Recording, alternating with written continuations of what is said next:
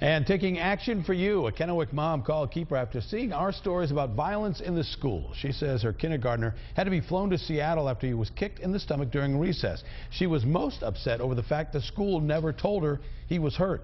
Action News reporter Holly Zuluaga is covering all sides of this story, and she is taking action for you.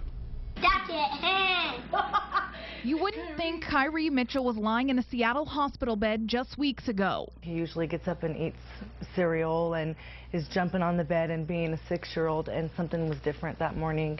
And so I asked him what was wrong, and he started to cry. That's when Michelle says that Kyrie told her that he had been kicked in the stomach at recess at Lincoln Elementary, and that's the first she had ever heard of it. Michelle Talley rushed her son to the hospital. They made the decision to fly him to Seattle after benign cyst had ruptured. That's my kid, you know, and I wanted to take his pain away, and then he was just telling me, "Mommy, I'm not ready to die," and that was just really, really hard for me. Kyrie is okay now, and Michelle's big problem isn't the kicking, it's the lack of information from Lincoln. My kid could have bled internally that night, you know, and he could have died, and I would have never known what was wrong with him.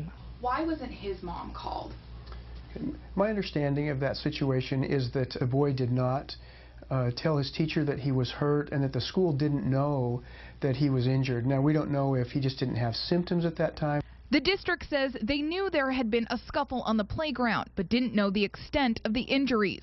They said the boy didn't tell them he was in pain, but Michelle feels they shouldn't just take the word of a 6-year-old. What happens the next time that it is a kid who does have serious injuries and something bad happens to him? It's not okay. It doesn't sit right with me. Why couldn't there be a policy that notifies parents when anything happens on the playground? They fall, they get punched, kicked, anything like that?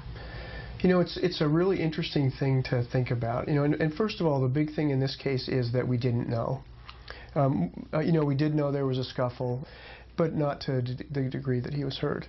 The weird thing about this for the schools is we have parents who complain that we call too much, and we have parents who complain that we don't call enough. Is that out of the question that some change would take place?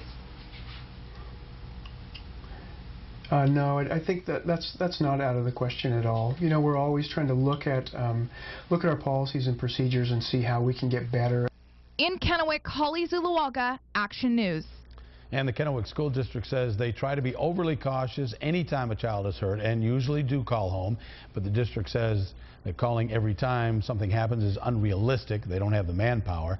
And as for those potential policy changes, we'll follow up and let you know if anything is actually put in stone. Now, as you know, this story did start from a tip, and if you have a story you would like Action News to look into, you can call or text us at 539-KEPR. We're also on Facebook and Twitter, or you can send an email to newsroom@KEPR-TV.com.